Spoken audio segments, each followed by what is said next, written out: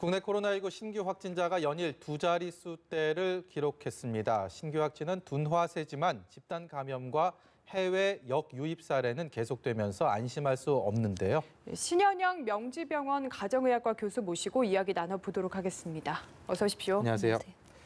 저희가 지난주부터는요, 신규 확진자가 몇 명인지도 좀 주의 깊게 보게 되고 또 완치자가 얼마나 나왔는지도 어느 순간부터 그 규모가 얼마인지도 이렇게 주의 깊게 보게 되더라고요. 일단은 어제 기준으로 신규 확진자는 74명이 늘었고요. 완치자가 303명이 됐습니다. 이 숫자가 주는 의미를 좀 분석 부탁드리겠습니다. 예, 우선은 신규 확진자가 두 자릿수가 됐죠. 그만큼 1일 확진자가 줄어들었다는 거에 대해서는 긍정적인 사인이라고 보입니다. 네. 또한 완치자가 이런 확진자보다 늘어난다는 의미는 우리가 지금 치료하고 있는 입원이나 아니면 생활치료센터에서 입원하고 있는 분들이 네. 점점 줄어들고 있다.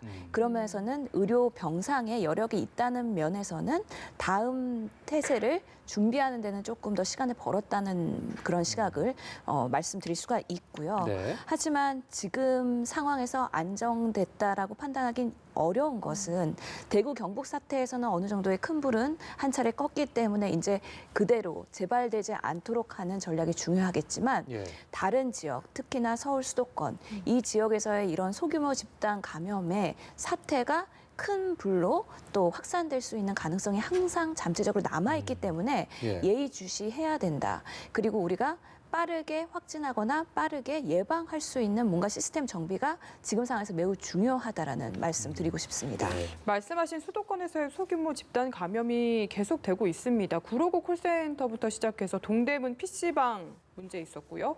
이번에는 성남현 교회에서 신도 40여 명이 한꺼번에 확진 판정을 받아서 이게 충분히 모임을 자제하라고 권고를 했는데도 잘 지켜지지가 않는 것 같습니다. 그렇죠. 우리가 사회적 거리 두기를 동참해야 되는 시점인데요. 네. 그렇지 못했을 때 이런 사태가 발생한다는 거를 보여주는 아주 그 명확한 예시가 될 것 같습니다. 네. 또 서울이나 수도권은 워낙에 대구 경북보다 인구 밀도도 높고 또 대중교통이나 대중시설들이 더 많습니다. 예. 그만큼 한 번 발생하면 그 여파가 훨씬 더 클 수 있기 때문에 우리 모두 국민들이 동참하지 않으면 다시 한번 제2, 제3의 피크를 칠 수 있다는 우려가 있기 때문에 지금 시기가 매우 중요할 것으로 보입니다. 이 교회 종교 시설에서의 감염은 우리가 신천지 교회를 통해서 이미 사회적으로 큰 반향을 불러왔고 거기에 대해서 많은 아픔을 갖고 있지 않습니까? 그런데 지금 성남 은혜강 교회도 그렇고 동대문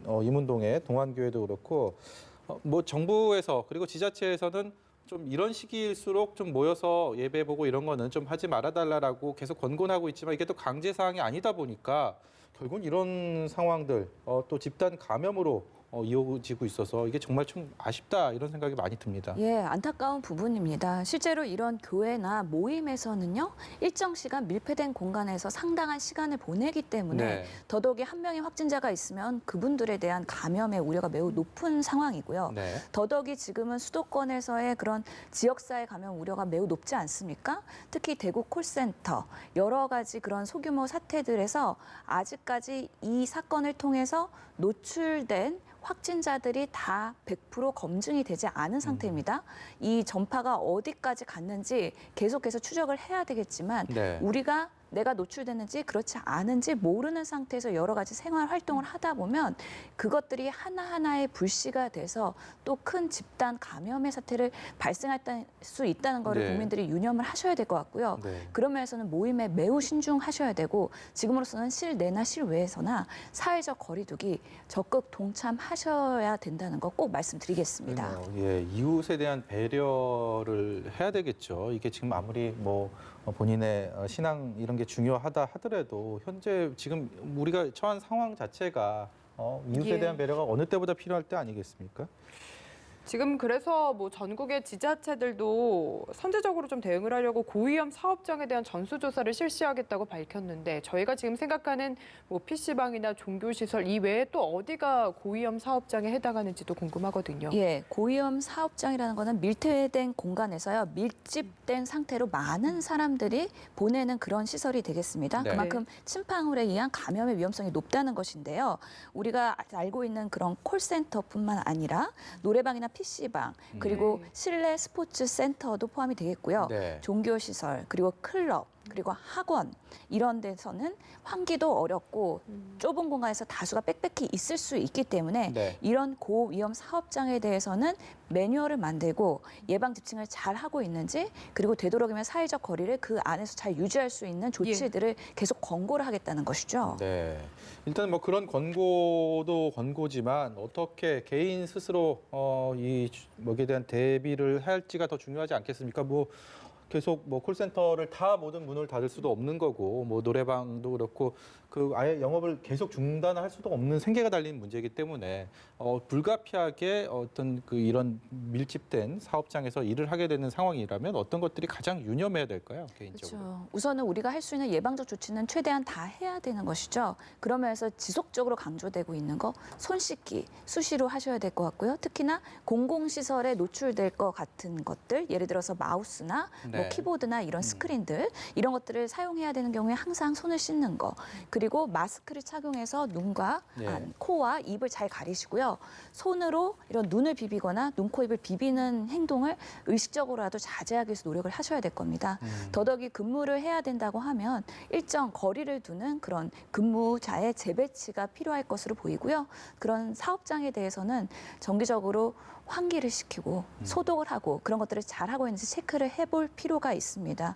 그리고 내가 증상이 있다, 예. 의심되는 그런 걱정되는 증상이 발생한다 그랬을 때는 출근하시지 마셔야 되고요. 예. 혹여나 근무 중에 그런 일이 발생했을 때는 확실하게 얘기를 하시고 검사를 받거나 자가격리를 할 수 있는 그런 시스템을 본인도 이야기해야 되지만 근무 사업장 주께서 그런 것들을 마련하셔서 지금은 힘들더라도 일을 해야 되는 게 아니라 오히려 내가 이상 증상이 있으면 쉬어야 된다는 개념을 가지고서는 업무에 임해야 될 것으로 보입니다. 네. 네, 그리고 또 사람들이 많이 모이는 곳 하면 학교가 아닐까 싶습니다. 그래서 정부가 유치원 그리고 초중 고등학교 개학을 23일까지로 연기를 이미 했는데 지금 또다시 한 번 더 연기해야 된다는 이야기가 나오고 있거든요. 교수님께서도 연기가 역시 필요하다고 보십니까? 의학적으로 봤을 때도 지금이 아주 중요한 시점이긴 합니다. 그렇기 때문에 이런 집단 발병의 사건을 최소화하기 위한 노력이 매우 중요한데요. 예. 이런 학교라는 것도 학생들이 밀집된 공간에서 장시간 공유를 하는 시간이기 때문에요. 네. 소아나 아니면 학생들 잠재적으로 조용하게 감염이 전파될 수 있는 집단이라는 것이죠. 그런 면에서는 우리가 학생들이 모여놓고 수업 시간에 어느 정도 일정 거리를 유지한다 하더라도 쉬는 시간, 네. 식사 시간까지 이들의 밀접 접촉을 제한하는 데는 매우 부담이 되는 부분이 있습니다. 네. 그런 만큼 선제적으로 조금 연기를 하는 필요성이 있지 않을까에 대해서 더 주류적인 의견이 있는 것입니다. 일단 또 뭐 의료계에서는 그렇게 말씀하신 것처럼 그 개학 연기를 하는 쪽으로 좀 무게감이 많이 실린다는 게 전반적인 견해인 것 같고요. 근데 개학 전에 또 학교를 어떻게 운영할지, 그다음에 이런 좀 세밀한 지침들도 좀 마련해야 되지 않겠습니까? 학교 측면에서는. 예, 그렇기 때문에 학교에서도 그런 감염 관리에 대한 대응 시스템 매뉴얼이 꼭 잘 구비가 되어 있어야 될 텐데요. 우선은 학교에서 학생 간의 사회적 거리를 잘 두기 위해서 수업 시간이든 쉬는 시간이든, 그리고 뭔가 활동이 많은 수업이든 이런 것들을 조정을 해서 최대한 접촉을 자제할 수 있는 시스템이 있어야 될 것 같고요. 수시로 손 씻거나 마스크를 쓰게 하는 거는 네. 당연한 부분입니다. 네. 정기적으로 소독과 환기 시스템 계속 해야 될 것 같고요. 네. 학생들도 마찬가지입니다. 증상이 있거나 걱정되는 부분이 있으면 등교하지 않아도 불이익이 가지 않도록 하는 시스템이 중요하고, 혹시나 수업 중에 그런 의심 증상이 발생했을 때 이게 병원과 연계될 수 있는 그런 시스템을 갖추고 있어야 할 것으로 보입니다. 일단 뭐 고학년들, 청소년들이야 뭐 이렇게 좀 통제를 하고 하면 말을 잘 듣지만 또 어린 학생들 같은 경우는 그렇죠. 예, 이렇게 또 통제하기가 쉽지가 않아서 그런 부분들 많이 우려가 됩니다. 네. 예. 그리고 또 하나 걱정되는 부분이 영유아나 청소년은 저희가 선생님들 얘기 들어보면은 뭐 흔히 경증이다, 그렇게 염려하지 않아도 된다라고 하셨는데 또 국내 미성년자 확진자 수가 500명을 돌파를 했더라고요. 이거는 전체 확진자 수가 늘다 보니까 뭔가 자연스러운 거라고 저희가 너무 걱정하지 않아도 되는 부분인지 궁금합니다. 상대적으로 비율이 작긴 하지만요. 무시할 수 없는 숫자이기도 합니다. 예. 실제로 소아나 영유아가 이렇게 확진이 됐을 때 치료를 받으면 경증에서 끝나는 경우가 많다고 생각하기 때문에 조금은 다행인 부분이 있긴 하지만요. 네. 치료 과정에서도 경증인 소아인 경우에는 또 보호자가 같이 곁에 있어야 되고, 또 치료제도 제한이 있을 수 있기 때문에요. 되도록이면은 걸리지 않도록 하는 예방적 조치가 매우 중요할 것으로 보이고요. 특히 소아가 걸리면 소아를 통해서 여러 가족들, 특히 소아들은 밀접 접촉을 가족들과 더 많이 하기 때문에 그렇죠. 그런 여파들이 연쇄적으로 있을 수 있기 때문에 우리가 이런 아동에 대한 보호할 수 있는 조치는 꼭 필요할 것으로 보입니다. 네. 네, 결국에는 생활 속에서 좀 각자가 조심을 해야 한다. 이게 가장 중요할 것 같은데 최근에 보면은 또 흡연하는 분들을 지적하는 목소리도 있는 것 같더라고요. 이게 흡연자가 지정 흡연실이 아닌 곳에서 담배를 피우는 경우에는 이게 깊이 빨아들였다가 아무래도 호흡을 내뱉다 보니까 주변에 전파가 되는 건 아니냐라는 의견도 있거든요. 예, 우리가 이럴 때일수록 사회적 예절을 잘 지켜야 되긴 하는데요.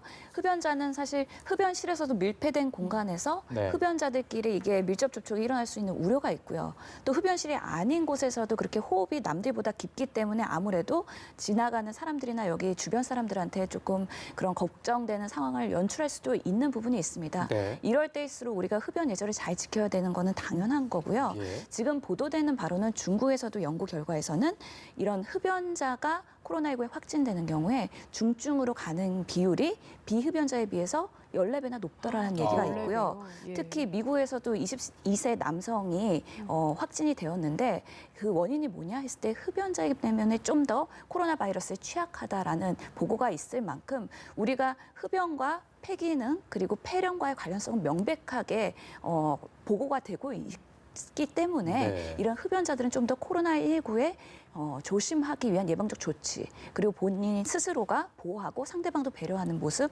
꼭 필요할 것으로 보입니다. 네.